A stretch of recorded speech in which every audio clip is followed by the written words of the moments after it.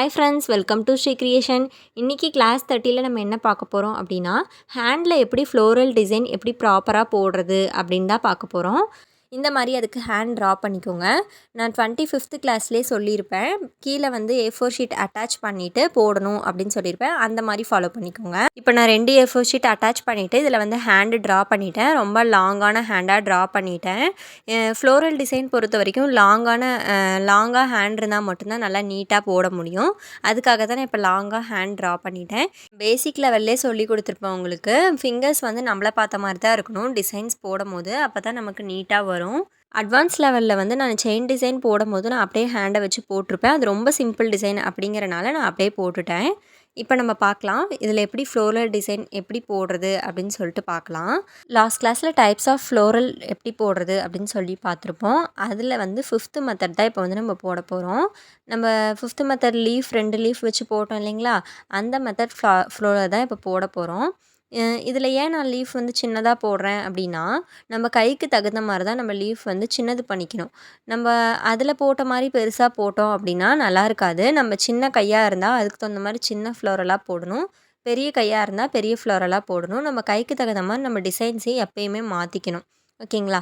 இப்போ இதே மாதிரி தான் லீஃப் ட்ரா பண்ணிவிட்டு மறுபடியும் வந்து 2 லீஃப் ஈவனாக ட்ரா பண்ணிவிட்டு மறுபடியும் ஒரு செமி சர்க்கிள் மாதிரி போட்டு அதில் மறுபடியும் ஒரு 1/2 இன்ச் கேப் விட்டுட்டு மறுபடியும் ஒரு செமி சர்க்கிள் மாதிரி ஒரு கர்வ் மாதிரி கொடுத்துட்டு அதில் வந்து மறுபடியும் நம்ம ஹம்ஸ் கொடுக்க போகிறோம். இப்போ பாருங்கள், நான் செமி சர்க்கிள்குள்ளே வந்து சர்க்கிள் பஞ்ச் கொடுக்குறேன்.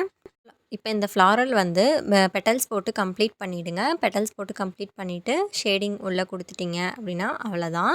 நீங்கள் இப்போ தான் நம்ம சேனல் ஃபஸ்ட் டைம் பார்க்குறீங்க அப்படின்னா சப்ஸ்கிரைப் பண்ணிக்கோங்க. அப்போ தான் நம்மளோட வீடியோலாம் உடனே பார்க்க முடியும். உங்களுக்கும் நம்ம கிளாஸில் ஜாயின் பண்ணணும் அப்படின்னு இன்ட்ரெஸ்ட் இருந்தால் ஸ்க்ரீனில் தெரியிற நம்பருக்கு கால் ஆர் மெசேஜ் பண்ணுங்கள். நான் டீட்டெயில் சொல்கிறேன். அட்மிஷன் போய்கிட்டு தான் இருக்குது, ஜாயின் பண்ணிக்கலாம்.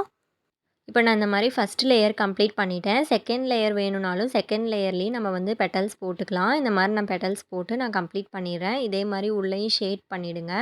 ஷேட் பண்ணிவிட்டு சைடில் எல்லாமே கண்டிப்பாக போல்டு பண்ணிட்டிங்கன்னா மட்டும்தான் ஃப்ளார் வந்து ரொம்பவே நீட்டாக கிடைக்கும். இந்த டிசைன் வந்து நீங்கள் 1 டைம் பண்ணுனா போதும். ஏன் 1 டைம் பண்ண சொல்கிறேன் அப்படின்னா, ப்ராஜெக்ட் ஒர்க் இதில் பண்ணணும். அதனால தான் வந்து 1 டைம் பண்ண சொல்கிறேன். இப்போ இந்த மாதிரி ஃப்ளாரல் போட்டுட்டு அதுக்கு மேலே பாருங்கள், குட்டி குட்டியாக ஸ்பைரல் இருக்க மாதிரி போட்டுக்கோங்க. ரொம்ப குட்டி குட்டியாக ஸ்பைரல் இருக்க மாதிரி போட்டுட்டு மறுபடியும் ஒரு டாட் வச்சு நம்ம அந்த பெட்டல்ஸ் போட போகிறோம். நீளமான பெட்டல்ஸ் போட்டு நம்ம குட்டியாக ஒரு ஃப்ளார் போட்டு கம்ப்ளீட் பண்ணிடலாம். இப்போ இந்த ஃப்ளாருக்கு மேலே ஒரு ஸ்பைரல், நீளமான ஸ்பைரல் ஒரு 6 மாதிரி போட்டு கம்ப்ளீட் பண்ணிவிடுங்க. இப்போ இந்த ஃப்ளாரில் வந்து மவுண்டைன் கிரிட் எலமெண்ட் தான் பார்க்க போகிறோம். நான் லாஸ்ட் கிளாஸ்லேயே உங்களுக்கு சொல்லி கொடுத்துருப்பேன்.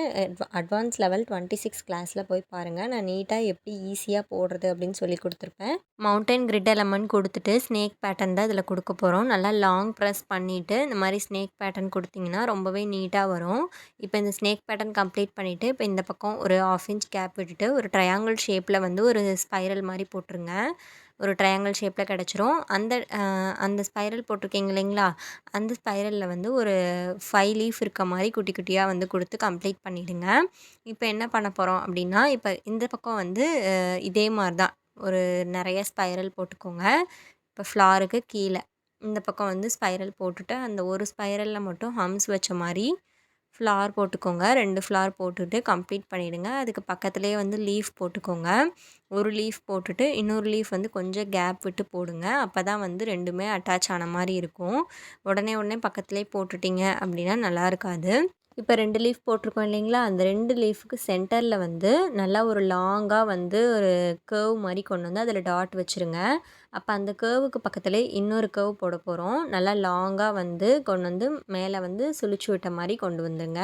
இப்போ இந்த கர்வில் வந்து குட்டி குட்டியாக டாட் வச்சு கம்ப்ளீட் பண்ணிவிடுங்க. இப்போ இந்த கர்வ் எப்படி ஈஸியாக போடுறது அப்படின்னு நான் உங்களுக்கு இப்போ இன்னொரு கர்வ் போடும்போது சொல்லி கொடுக்குறேன். இப்படி இந்த லைன் போட்டு உங்களுக்கு நல்லா வரல அப்படின்னா குட்டி குட்டியாக டாட் வச்சுக்கோங்க. உங்களுக்கு என்ன ஷேப்பில் வேணுமோ அந்த ஷேப்பில் வந்து குட்டி குட்டியாக டாட் வச்சுக்கோங்க. நான் இப்போ ஒரு எக்ஸாம்பிளுக்கு தான் போட்டு காமிக்கிறேன். போட்டுட்டு அதில் வந்து மறுபடியும் லைன்ஸ் போட்டிங்கன்னா நீட்டாக வரும். இப்போ இந்த கர்வில் பாருங்கள், நான் குட்டி குட்டியாக லீஃப் போடுறேன். இந்த மாதிரி இடத்துக்கு தகுந்த மாதிரி நம்ம லீஃப் வந்து குட்டி லீஃபு இல்லைனா பெரிய லீஃப் அந்த மாதிரி போட்டு கம்ப்ளீட் பண்ணிவிடுங்க.